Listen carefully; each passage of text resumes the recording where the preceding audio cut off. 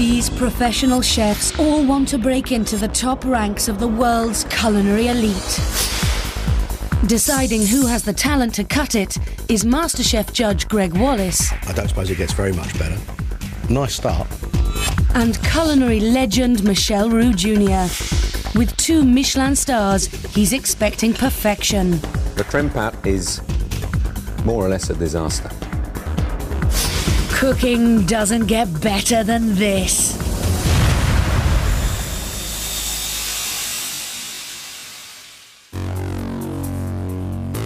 These 3 chefs all share one ambition: to climb to the top of their profession and become the inspiration of a generation. But in today's show, only one of them will be good enough to make it through to Friday's quarter-final. This is professional MasterChef. Young professionals who are already working in kitchens, who are desperate to make a name for themselves. They have to cook with diligence, flair, passion. They have to reach the Roux standard. I want to have a restaurant and hopefully work up to have a Michelin star, maybe 2 or 3, and then go from there. Started when I was about 13, 14, and it was just with my nan, just cooking with her. I wanted to show what I can do and win this competition. It was probably in my mother's kitchen that made me want to be a chef. I've always been good with my hands. I want to call myself the best of the best. I want to win. I want to win. This competition is frighteningly tough. The standards are incredibly high. I'm looking for talent. At this level, there's nowhere to hide.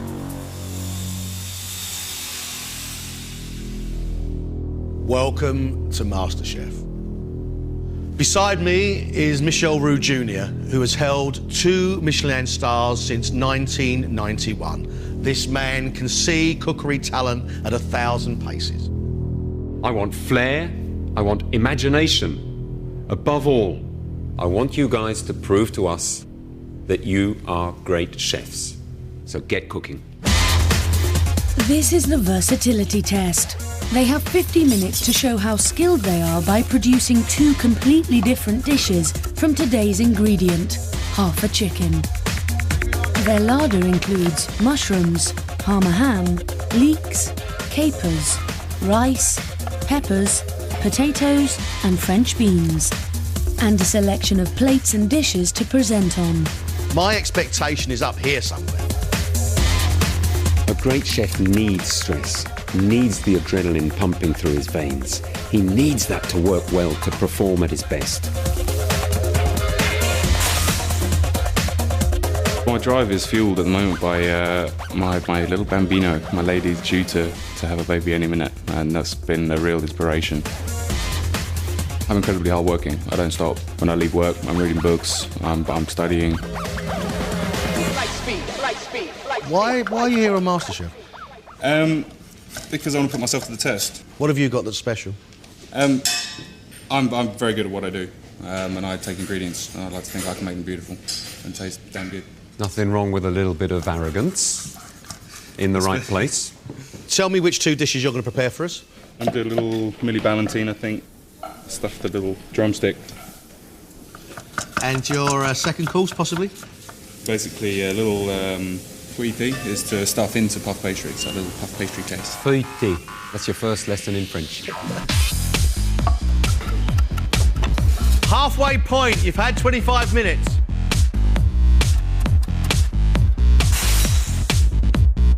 My cooking style, it's always different to me, but at the moment it's like French, international cuisine, which I really enjoy, but everything's got my own twist in it and my own ideas. What are you making for us, Paul? I'm doing roasted chicken with like Thai rice, and I'm going to do roasted chicken again with a salsa. You nervous, Paul? You nervous? I haven't been nervous all week, and then I've come in today and I've got all these emotions flying in my head, and it's just like getting on doing it. You have 10 minutes left.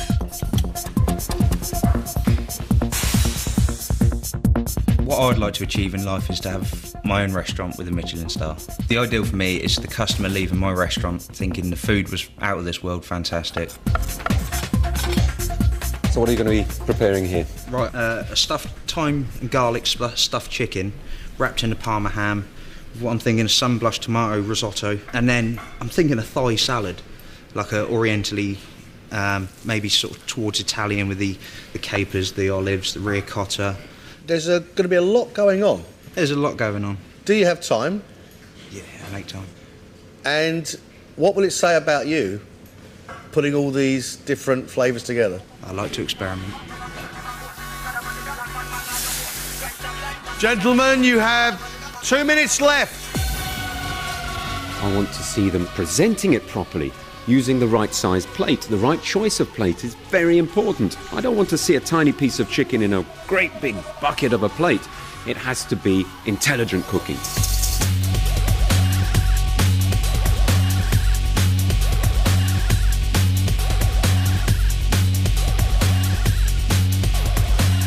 Step away. Time's up.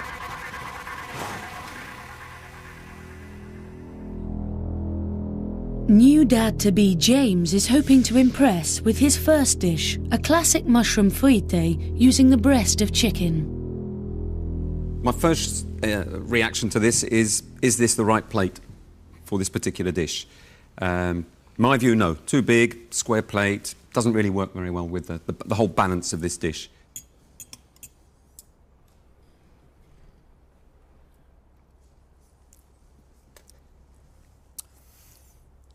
Great depth of flavour there, great mushroomy flavour. It's a really good dish, it's a good starter.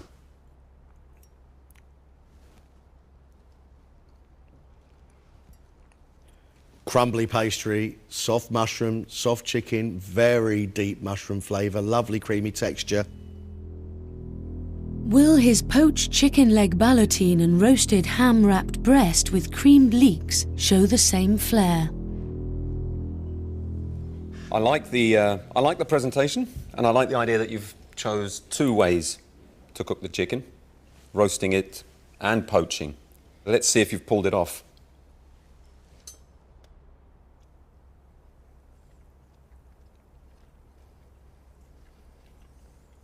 Your wrapped chicken in the ham is very flavoursome, crispy on the outside. It's a lovely, lovely moist piece of chicken, seasoned well.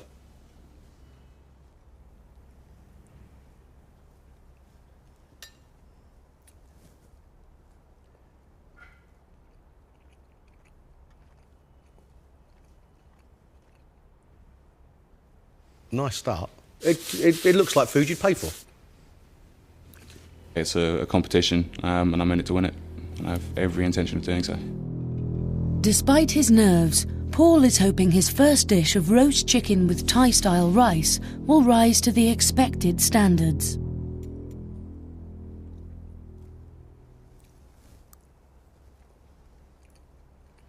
Textures I like. The chicken and the soft rice and the creaminess of the sauce I like.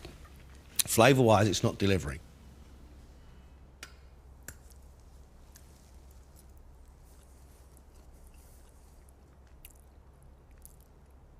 Your chicken is cooked properly. It's nice and moist. It hasn't dried out. It's little bite-sized pieces, which is perfect for this style of food. You taste the coconut, you taste the coriander. That's it, though. The rest of it is totally, totally bland. Will his roast chicken with caper and pepper salsa show his versatility with a single ingredient? Ah, that's not cooked. That's worrying. Yeah. Obviously, killing customers is not a good place to start. And So, not a great start. just can't believe it wasn't cooked properly. I'm so disappointed in myself. Really, really disappointed. The first of experimental chef Jamie's dishes is a chicken thigh salad with roasted tomatoes, sautéed potatoes and creamed balsamic peppers. Did you parboil the potatoes first? I gave them a little blanch, but they could have done with longer, to tell you the truth. A little bit hard and some of them are black.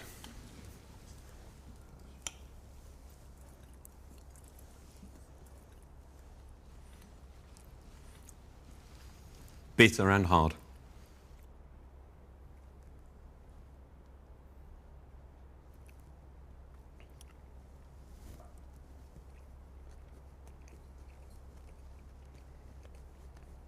The chicken is perfectly cooked, but it's really messy. That looks muddy and brown now. And nobody is going to eat a whole sprig of parsley. Can his Parma ham-wrapped chicken breast stuffed with thyme and shallots and Mediterranean risotto fare any better? Presentation-wise, I think there's a certain balance in that plate. I'm not a great fan of square plates, but I think in this instance, particular instance, it does work.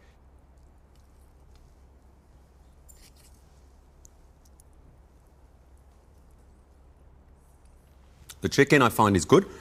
It's well seasoned, well cooked. I like the little shallots and thyme in the middle.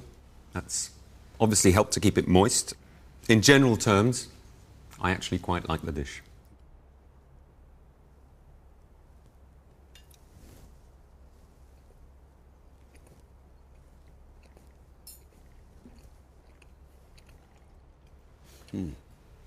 What you have here, sir, is a wonderful taste of the Mediterranean. Yeah.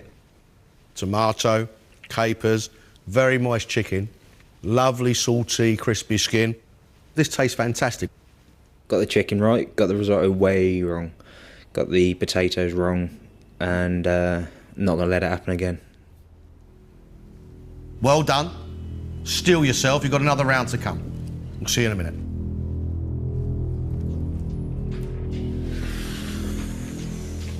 Fascinating round. Absolutely fascinating.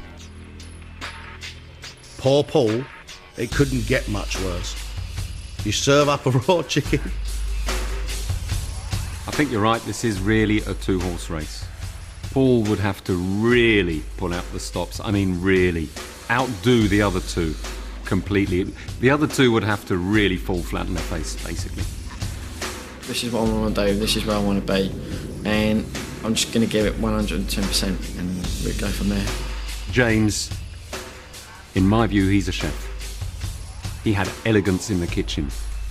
The way he cooked, the way he moved around the workbench and the skills ended up with some very good high-end food. I'm feeling pretty confident at this time. So let's do this. Let's win it. And close behind him is Jamie. And I say that because I thought the flavours of Jamie's risotto chicken were superb. The potatoes were burnt. A real top chef, if you get it wrong, don't serve it. I'm better than what I put out in the first round, so I want to get right for this round.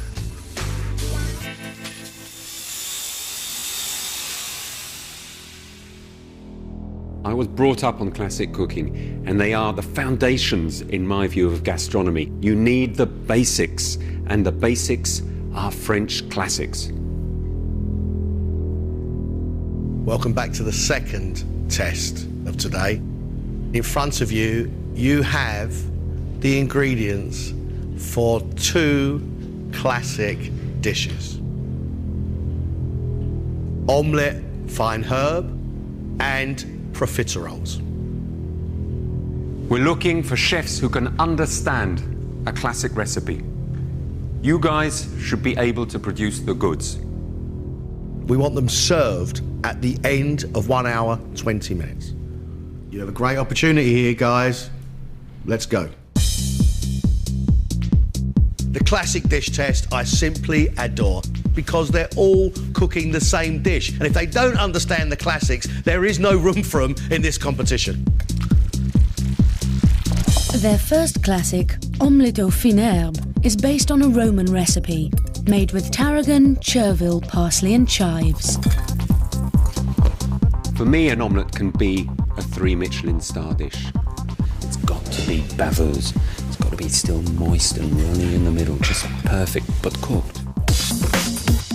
Another staple in high-end kitchens are profiteroles, said to have been created in 16th century France for Catherine de Medici. They're a delicate balance of choux pastry, crème pâtisserie and chocolate. They've got to be crunchy on the outside, hollow inside, and the pastry cream has to be flavoured with a bit of vanilla. The chocolate sauce, they've got an option there to do a really dark chocolate sauce, slightly bitter, or something more creamy with the cream. As soon as you saw the ingredients and you heard the recipe, your face lit up. And you've still got that big grin on your face, so... I do enjoy doing desserts. You've cooked profiteroles before? Yeah. Many times, I can see. Yeah. Can you win this? I'm open. As soon as he saw the ingredients, he was going, yes. And it's a great chance for him to forge ahead.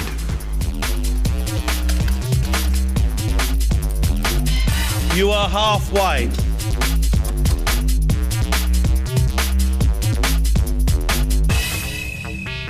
When you came in and you just looked down at the chocolate and the vanilla and you went, oh, straight away.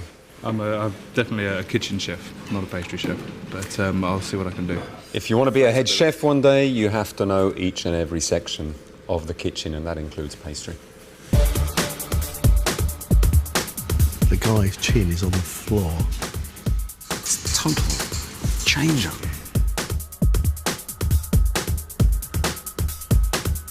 You've had an hour. You have 20 minutes left.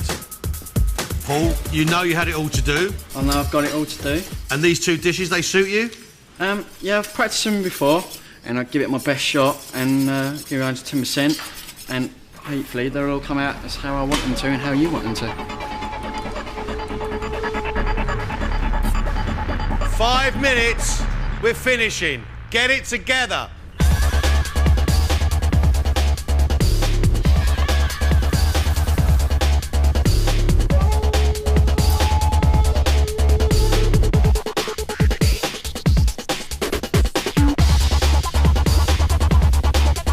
That's it. Finished.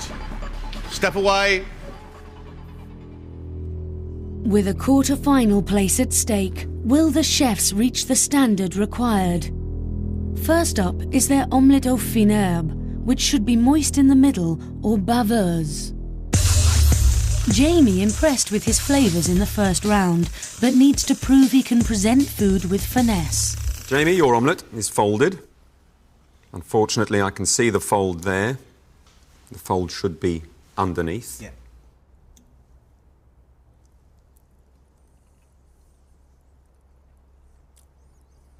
Slight lack of seasoning and ever so slightly overcooked. You've obviously used a whisk to mix the eggs, and they've become emulsified. I personally prefer using a fork, so as you still get to see bits of yolk and white. You get more texture. Not a bad attempt, though. I like the herbs as well. Good choice, not over heavy on the herbs.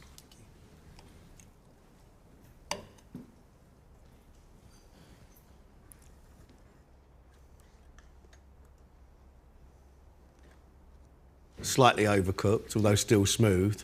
Nice, fragrant herbs. Very nice. You've got some tarragon in there. Yeah. Very, very nice, but no seasoning. No seasoning. Not bad, Jamie. Thank you. Not bad at all. Paul. After a difficult first round, Paul desperately needs to impress the judges with his omelette. It's not pretty. Aesthetically, it really is not pretty. Let's hope that it tastes better than it looks.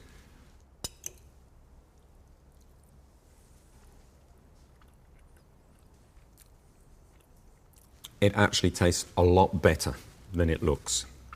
Moist, it's baveuse, it's almost baveuse. So it's got high points, but low points.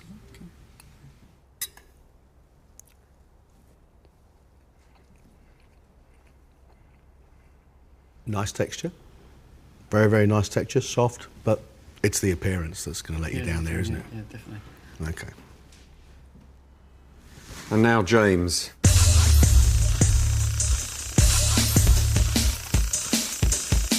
A very pretty omelette. The shape, is just how I would like to see an omelette. It's folded the right way. It says, eat me to me.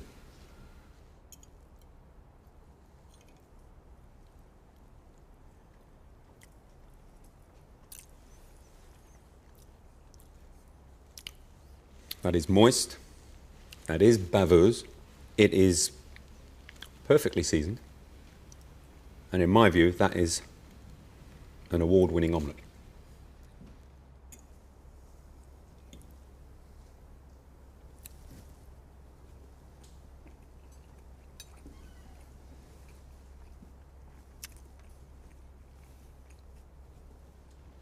I don't suppose it gets very much better.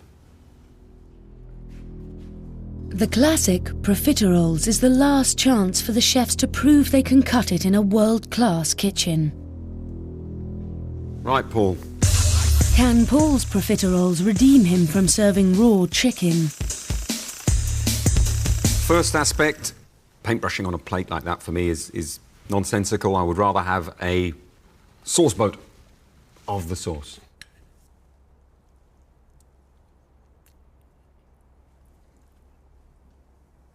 They're lacking height, your actual choux buns. You put too many eggs in it as well, which made it wet. And therefore they end up collapsing and they taste eggy and they haven't got that crust on it.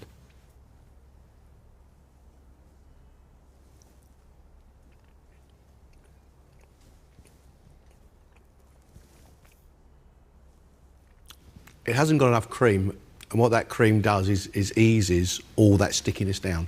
And without it, it stays sticky. And it's quite harsh, all that cocoa. If the judges didn't think I was good enough, then I'll respect the decision and I'll carry on cooking. So, Jamie. Will Jamie's confidence with pastry give him the edge over the competition?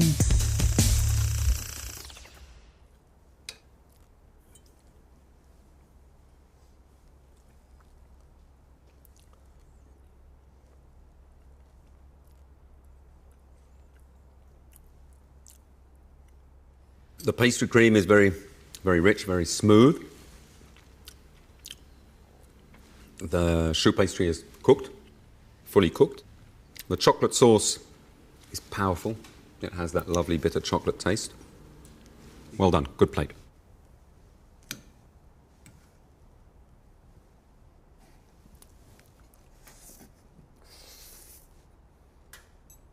Light pastry falls apart. Cream is easing away the strength of that chocolate because it is cocoa strong. Very, very good balance. Beautifully balanced. I really hope they could see the potential in profiteroles because I think they were pretty good. I will be incredibly gutted if I do not go through. Right, James.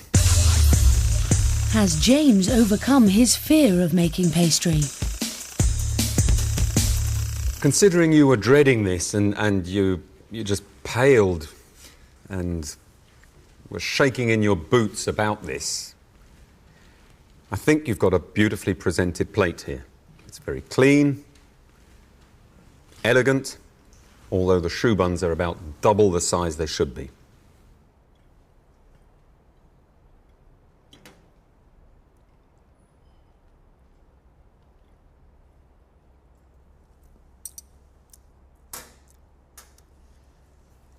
The choux pastry itself is fine. The creme pat is more or less a disaster. It's lumpy.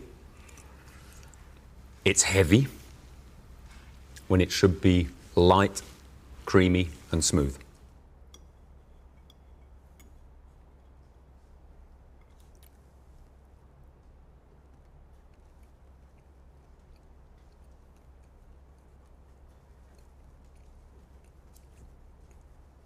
Pastry's good. I like the flake and the crunch of the almonds, but having no proper cream inside just fills up your mouth with sticky stuff. I'd be very disappointed if I didn't get through today. Major highlight for today was a compliment from Michel Roux on my omelette. That was just superb. We can only take one of you through to the next round. Thank you very much for your efforts.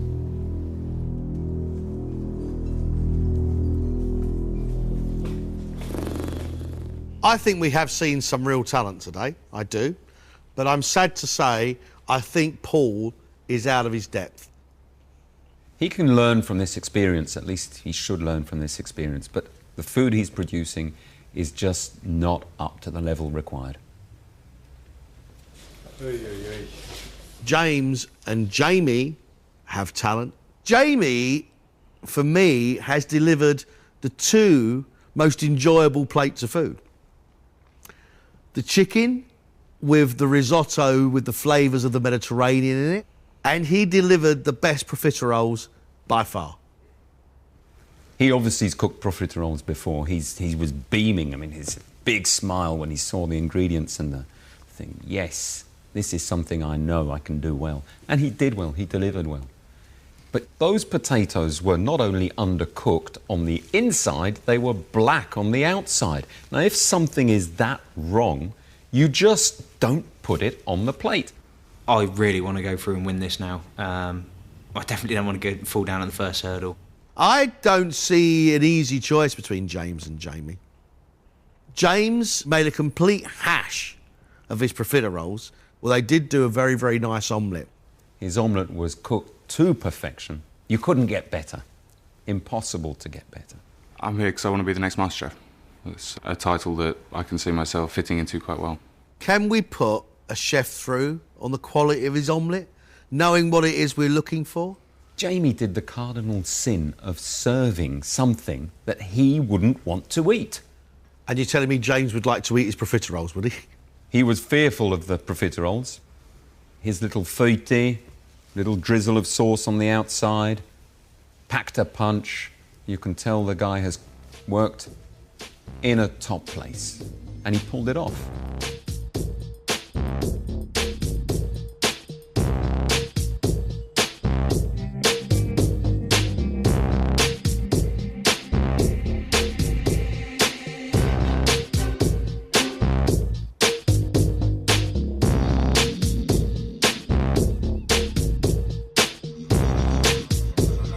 And the chef going through to the next round is James.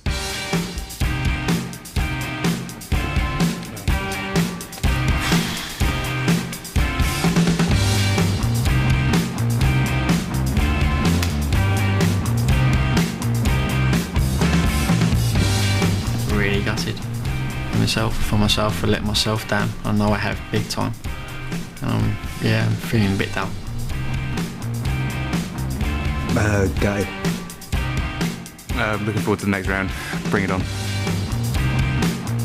James will be back tomorrow night when he'll battle 3 other exceptional chefs for the title of Professional MasterChef. If I was served this in a Michelin restaurant, I'd be happy. He's definitely heading in the right direction.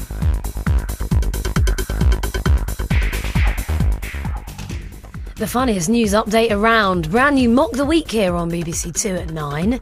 A tricky journey of self-discovery for Jerry Springer next, though, in Who Do You Think You Are?